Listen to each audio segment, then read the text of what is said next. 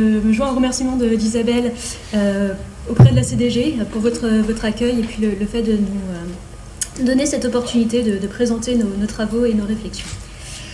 Alors, je vais prendre directement la suite des propos de Pierre pour essayer de vous donner une illustration concrète de la façon dont une institution financière peut s'approprier ces sujets de transition énergétique.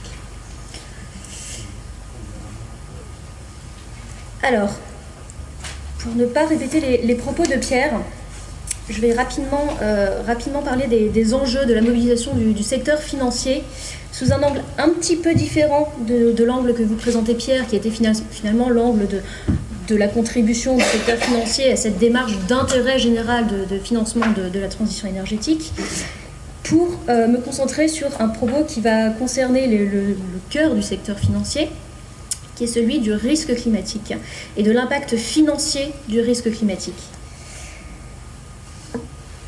Alors pour illustrer ce point, je ne vais pas faire référence à des travaux internes à la Caisse des dépôts, mais tout simplement aux propos des autorités monétaires et prudentielles qui commencent à s'intéresser à ces sujets. Donc je pense aux travaux particulièrement du Conseil de stabilité financière, les travaux de la Banque de France et puis les travaux de la Banque d'Angleterre, mais vous voyez que c'est des travaux qui vont se diffuser progressivement. Ces institutions, finalement, commencent à se préoccuper de l'impact du changement climatique sur la stabilité du système financier. Elles ont identifié trois leviers de contagion entre le risque lié au changement climatique et le risque lié à la stabilité financière.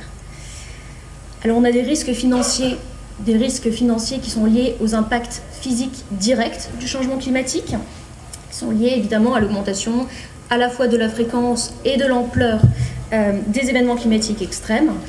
Ces risques finalement physiques directs posent évidemment des problématiques de coûts d'assurance dont on peut s'attendre à ce qu'ils augmentent, et puis évidemment le coût des dommages quand un mécanisme assurantiel n'aura pas été mis en œuvre.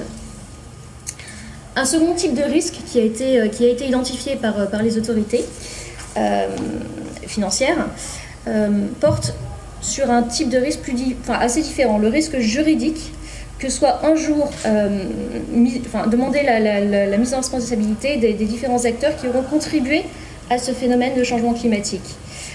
Alors, il s'agit là vraiment d'un risque juridique qui peut vous sembler un petit peu osé, un petit peu fantaisiste, mais il faut savoir qu'aujourd'hui, d'ores et déjà aux États-Unis, on a des acteurs privés qui font l'objet de procédures pour leur contribution au changement climatique. On a notamment un cas assez emblématique autour d'Exxon qui fait l'objet d'une enquête par les autorités de New York.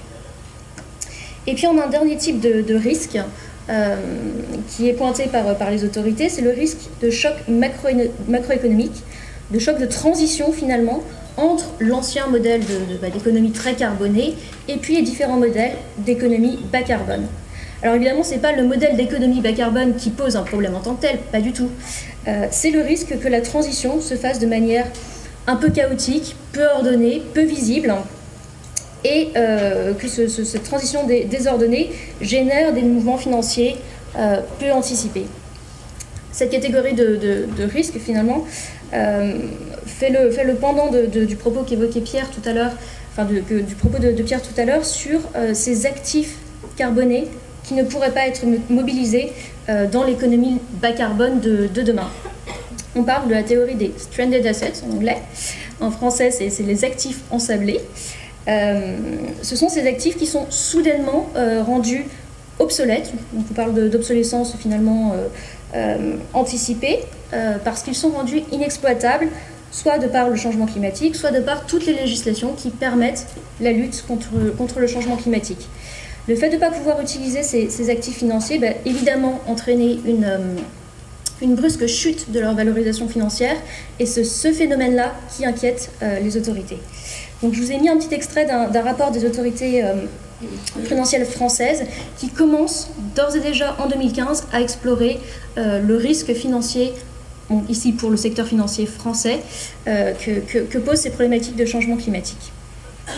Sur ce thème, vous verrez qu'il y a un discours vraiment de référence, un texte de référence, qui est le discours du gouverneur de la Banque d'Angleterre, qui s'appelle Mark Carney, sur la tragédie des horizons. C'est vraiment un texte intéressant pour illustrer ce propos. Alors, on est vraiment au tout début des réflexions des autorités prudentielles et monétaires sur ces thématiques. Le secteur privé avance lui aussi en parallèle pour défricher ce terrain et essayer de quantifier finalement l'impact du risque climatique sur la performance des portefeuilles à la fois de crédit et les portefeuilles d'investissement. On a une première étude de référence qui a été produite par le cabinet Mercer, qui vient finalement essayer de quantifier, d'estimer l'impact de 4 différents scénarios climatiques, donc des scénarios de transition plus ou moins aboutis, sur le rendement, l'espérance de rendement des classes d'actifs et des secteurs à un horizon long terme, puisque c'est quand même des problématiques qui restent relativement de long terme, donc de 10 ou 35 ans. Alors, vous ne voyez pas grand-chose sur cette slide, mais le propos était de vous faire prendre conscience de l'impact finalement assez différent que peuvent avoir les différents risques, puisque vous voyez que sur les différentes dimensions du risque, donc on a un premier risque qui porte sur un changement brut assez important de technologie, c'est le petit t sur le tableau, donc de technologies qui permettent de passer à une économie bas carbone. On a un second type de risque qui porte sur le risque lié à la disponibilité des ressources. Donc ici, on parle des ressources naturelles et principalement des ressources agricoles. On a un troisième type de risque qui porte sur les risques liés à l'impact physique des événements climatiques extrêmes. Et puis un dernier type de risque qui porte sur le risque politique, donc les risques réglementaires. C'est le petit p ici, la 4e colonne. Et donc ce que vous voyez, c'est que dans ce tableau, certains risques sont généralisés, quel que soit le phénomène, le scénario climatique retenu. Donc le risque sur les ressources, qui est très fort, quels que soient les scénarios climatiques. Le risque sur les impacts physiques du changement climatique, alors que d'autres risques, finalement, ne sont pas toujours des risques, ça peuvent être aussi des opportunités. C'est les petites lignes vertes que vous voyez ou vous ne voyez pas, mais qui viennent illustrer le fait que dans certains secteurs, pour certaines classes d'actifs, eh bien finalement le changement climatique, la transition énergétique, c'est aussi une opportunité de surperformance financière. Alors sur ces classes d'actifs, ce que le cabinet Mercer a identifié, eh bien, c'est une sensibilité particulière de certaines classes d'actifs, donc les actions émergentes et puis les actifs réels, l'immobilier, les infrastructures et évidemment l'agriculture. Du point de vue sectoriel maintenant, l'analyse qui est proposée par Mercer vient illustrer la sensibilité particulièrement forte de certains secteurs de l'économie, et là on retrouve très naturellement les secteurs fossiles. Donc, en premier lieu, le charbon, c'est l'analyse que vous présentez, Pierre, tout à l'heure, avec un risque de diminution du rendement annuel du secteur qui est à peu près de moins 1,2% par an dans les scénarios, on va dire, relativement optimistes, jusqu'à moins 5% par an pendant 35 ans sur les scénarios assez extrêmes de changement climatique. Le second secteur qui est relativement touché, c'est le pétrole. Là aussi, Pierre l'évoquait tout à l'heure. Les utilities, donc c'est la production énergétique. Et puis le secteur des matériaux. Ce qui est important de noter, c'est que ce sont aujourd'hui des secteurs qui ont des pondérations extrêmement importantes dans tous les indices de référence. Donc c'est des secteurs qui sont très présents naturellement dans les portefeuilles financiers des institutions internationales. Au contraire, on peut voir que le sous-secteur des énergies renouvelables, qui lui est finalement encore assez peu présent dans les indices, eh bien lui a un rendement positif d'après le cabinet Mercer, qui est au minimum de 0,3% par an pendant les prochains 35 ans, et qui pourrait aller jusqu'à plus 3,5% par an. Alors ces premières études, naturellement, elles ont commencé à attirer l'attention des législateurs. Et là, je vais simplement vous illustrer un exemple de législation innovante qui a été produite par la France. Ça s'appelle la loi de transition énergétique pour une croissance verte, qui a été signée en août 2015. Alors cette loi, elle cherche évidemment à encourager les économies d'énergie, le développement des énergies renouvelables, et elle cherche à couvrir les deux aspects, les deux enjeux que nous avons essayé de mettre en exergue, le côté financement des scénarios de transition énergétique, et puis le côté maîtrise du risque financier lié au changement climatique. Alors cette loi française, elle va créer toute une panoplie de dispositifs qui ont un objectif commun, c'est le renforcement de la transparence des différents acteurs du secteur financier sur le risque climatique. On a par exemple un label public qui a été créé pour les fonds dont on estime qu'ils contribuent particulièrement bien à la transition, au financement de la transition vers une économie bas carbone. Et puis on a aussi des obligations transversales qui visent les différents acteurs du système financier, donc d'un côté les investisseurs institutionnels et de l'autre les banques, sur la publication finalement de leur sensibilité financière à ces scénarios de changement climatique. Donc c'est des tests de résilience pour les banques, et puis pour les investisseurs, on nous demande de préciser comment est-ce qu'on tient compte de ce risque dans la gestion de nos portefeuilles. Alors ces enjeux évidemment nous permettent de mettre en exergue un panorama lié à un certain nombre d'engagements du secteur financier, puisque depuis 2014, on assiste véritablement à un mouvement coordonné d'investisseurs qui s'engagent dans la lutte contre le changement climatique. Alors vous allez voir dans cette section, je vais m'appuyer sur des chiffres qui sont produits par une filiale de la Caisse des dépôts qui s'appelle Novetic, qui est vraiment un expert de référence dans l'étude du marché de l'investissement responsable. En avril 2016, on voit que plus de 1000 investisseurs se sont mobilisés sur la thématique du changement climatique. Alors c'est un chiffre qui peut paraître important. Il cache une réalité d'intervention qui est très différente. Il y a des stratégies qui sont mises en place, qui sont très variées. On peut les balayer si vous le souhaitez. La première ligne que vous voyez ici s'appelle désinvestissement. En fait, il s'agit d'exclure les énergies fossiles des portefeuilles de placement. Selon une extension une conception qui peut être très extensive, donc ça peut être l'ensemble du panorama des énergies fossiles, ou au contraire une vision plus ciblée sur certains domaines, comme le charbon, ce qu'évoquait Pierre tout à l'heure. Et c'est une dynamique de place qui a commencé dans les pays anglo-saxons et qui s'est progressivement diffusée en Europe, et puis principalement en Europe. Cette réflexion autour du désinvestissement des énergies fossiles, elle a deux leviers. Le premier levier, c'est le levier politique, avec notamment des instances à New York et en Californie qui ont demandé à leurs fonds publics de désinvestir du charbon. On a aussi un second driver qui est la réflexion des financiers, cette fois, sur la viabilité du modèle économique du charbon, et c'est le point qu'évoquait Pierre tout à l'heure.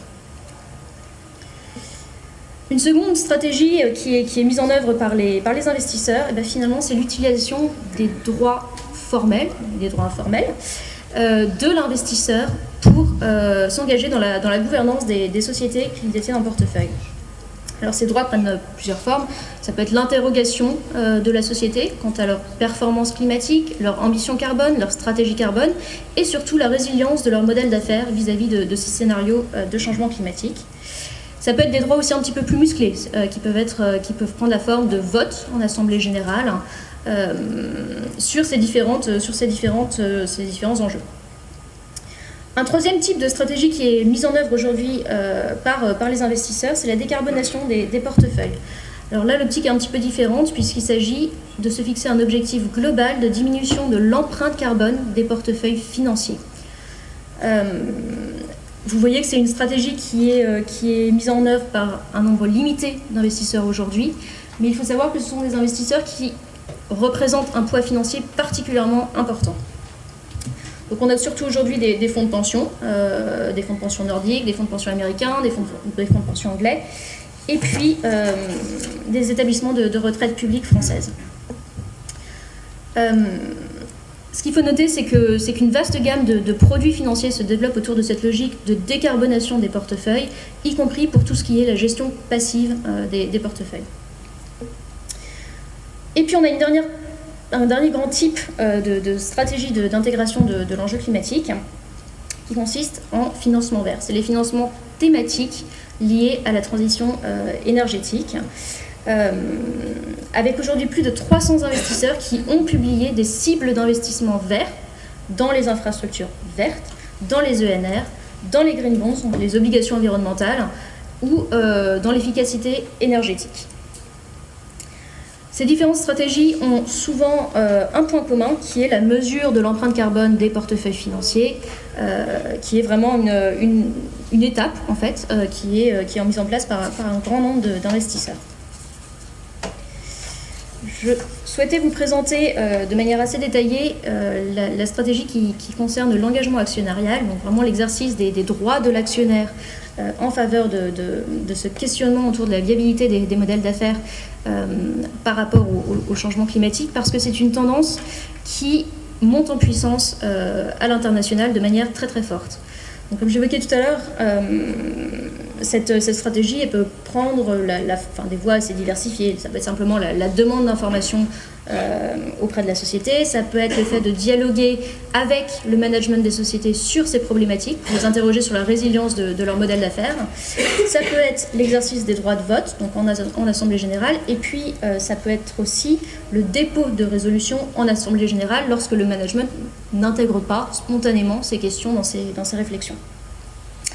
Alors vous voyez sur le petit tableau qu'en 2016, on connaît un nombre record de résolutions externes, on va appeler des résolutions climatiques, donc qui portent exclusivement sur ces enjeux de changement climatique en Assemblée Générale. La bonne nouvelle, c'est que cette stratégie d'engagement actionnarial, cette stratégie de vote de résolution, commence à porter ses fruits. Alors on a des premières études qui sont très, très partielles, mais par exemple aux États-Unis, on voit que 73% des engagements climatiques pris par les sociétés à l'initiative de leurs actionnaires sont aujourd'hui tenus. On voit que le levier de l'actionnaire est quand même quelque chose qui fonctionne assez bien. On voit aussi qu'un quart des résolutions climatiques ont été adoptées par l'Assemblée générale.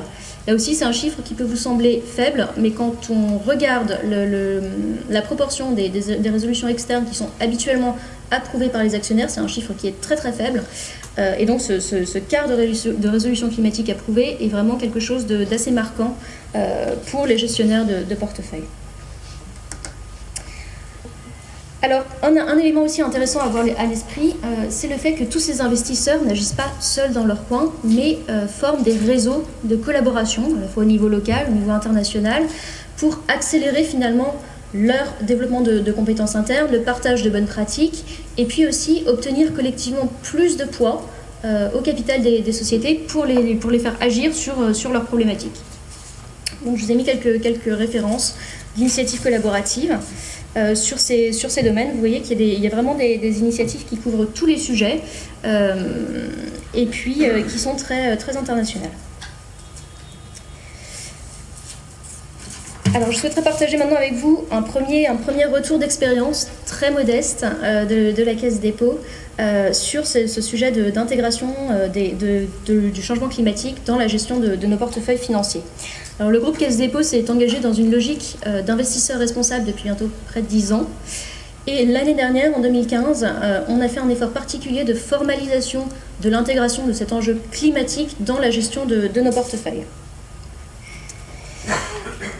Alors nous avions des prérequis qui ont guidé le choix de notre développement stratégique en matière d'intégration du changement climatique. Le premier objectif, c'était que cette stratégie couvre l'ensemble des activités financières du groupe. Que ce ne soit pas un petit fonds thématique niche à l'écart des activités financières du groupe, mais vraiment que ça concerne l'ensemble de la gestion de nos portefeuilles financiers. On avait un second objectif qui peut paraître assez évident, qui était le développement de solutions qui soient réellement pertinentes en termes financiers, techniques, au regard de nos métiers financiers, nos différents métiers financiers, au regard de nos différents risques financiers et d'image, et au regard des différentes opportunités que je vous présentais rapidement tout à l'heure. On avait ici un objectif de renforcer notre capacité d'entraînement auprès du secteur privé, c'est pour faire écho au point que mentionnait Pierre tout à l'heure, et puis cette logique de développer un écosystème financier qui puisse répondre à nos besoins en termes d'intégration du changement climatique.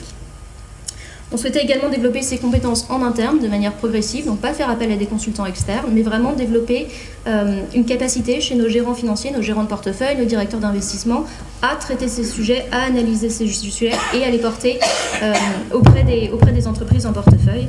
Et puis enfin, on souhaitait assurer la cohérence entre notre démarche de financier et les autres métiers du groupe Caisse des dépôts en matière de développement territorial et puis en matière de financement des entreprises.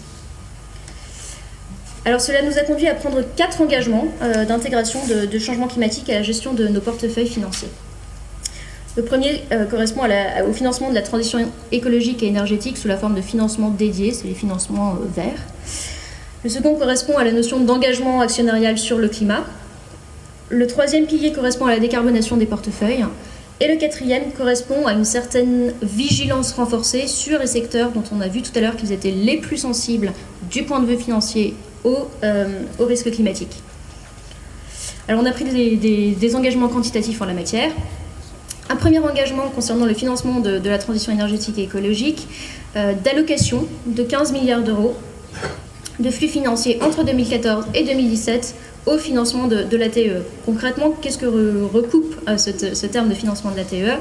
On a des projets bas carbone, les projets qui sont liés à la mobilité durable, la ville durable, la production d'ENR, les réseaux intelligents, les solutions d'économie d'énergie à la fois pour l'immobilier et l'industrie, et puis ce qu'on a appelé les entreprises de l'ATE, donc la logique de filière d'entreprises dédiées à l'ATE, c'est-à-dire évidemment les entreprises des ENR, la rénovation thermique, les smart grids, les véhicules propres, les écotechnologies, tout ce qui relève du traitement des déchets et des recyclages, la gestion et la valorisation du bois.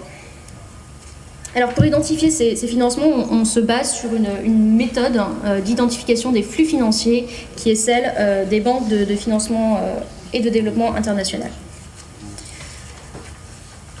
Donc aujourd'hui, vous voyez que sur cet engagement de 15 milliards, on a déjà un certain nombre de flux qui sont engagés, avec plus de 4 milliards qui ont été alloués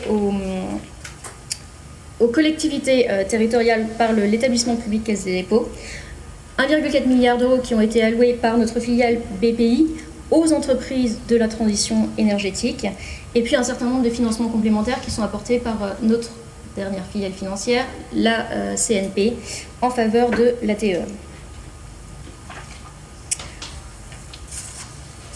Second engagement du groupe, c'est le renforcement de l'engagement actionnarial sur la thématique du climat. Ce qu'ont souhaité faire les équipes financières, c'est véritablement utiliser l'influence relative dont elles disposaient auprès des sociétés en portefeuille pour les inciter à être plus transparentes et plus systémiques dans leur traitement stratégique de l'enjeu du financement climatique.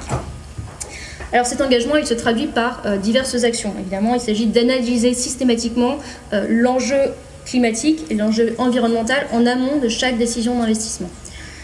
Il s'agit ensuite d'effectuer un suivi des projets pour les projets sur lesquels on aura identifié que l'enjeu de l'ATE posait un risque particulièrement important. Il s'agit également en Assemblée générale d'exprimer des positions de vote qui soient cohérentes avec cet engagement en faveur de la transition énergétique.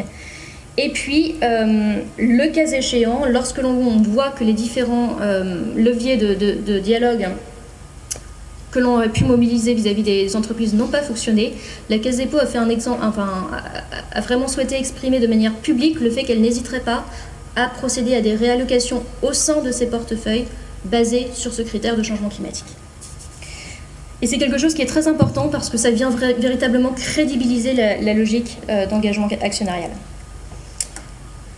Alors ici, simplement pour vous illustrer qu'on a procédé à une petite enquête systématique de nos détentions françaises, de nos portefeuilles françaises, sur cet enjeu d'intégration stratégique des problématiques énergétiques et climatiques, ce qui nous a amené à formaliser de manière très transparente des attentes vis-à-vis des sociétés que l'on détient en portefeuille.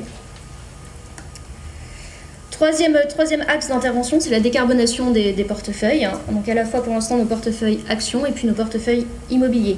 Donc on a fixé publiquement un objectif de réduction de 20% de l'empreinte carbone des portefeuilles actions entre 2014 et 2020. Pour atteindre cet objectif de décarbonation, il y a plusieurs leviers qui peuvent être mobilisés. le fait de changer les pondérations sectorielles au sein des portefeuilles, le fait dans un secteur de privilégier certaines sociétés par rapport à d'autres, et puis le fait d'avoir ce travail d'engagement actionnarial vis-à-vis des sociétés pour que les sociétés en portefeuille améliorent leur performance énergétique. La règle qui a été définie avec nos équipes de gestion, c'est qu'elles mobilisent les 3 leviers autant qu'elles le souhaitent, mais l'objectif prioritaire demeure celui de faire bouger l'économie réelle, c'est-à-dire d'avoir un impact sur le comportement des entreprises, et donc d'action cotée en direct par le groupe Caisse des dépôts. Et puis un dernier levier d'intervention, c'est tout simplement la vigilance sur ce secteur qu'on a appelé climato-sensible, qui consiste aujourd'hui pour la Caisse des dépôts à cantonner, à restreindre de manière très forte ses financements sur le charbon thermique. Donc la Caisse des dépôts a annoncé qu'elle n'investirait pas dans les sociétés cotées dont le chiffre d'affaires est exposé à plus de 20% au charbon thermique. Concrètement, ça a déjà mené à des désinvestissements au sein de nos portefeuilles sur les sociétés qui étaient concernées. Et puis, on a pris également l'engagement de ne pas contribuer au développement de nouvelles capacités de production électrique reposant sur le charbon thermique, non plus dans une logique de financement de projet. Donc là aussi, c'est une logique d'exclusion de ce type de financement. Concernant les activités brownfield, on s'est donné une tolérance. On indiquait qu'on ne financerait... La seule raison qui pouvait motiver le financement de centrales électriques à charbon aujourd'hui pour la Caisse des dépôts était d'accompagner ces mêmes centrales dans une logique de reconversion de leur activité vers des énergies renouvelables. C'est souvent des projets de reconversion sur la biomasse ou le gaz. Voilà. Donc je vous remercie pour votre attention et puis je suis à votre disposition pour toute précision technique.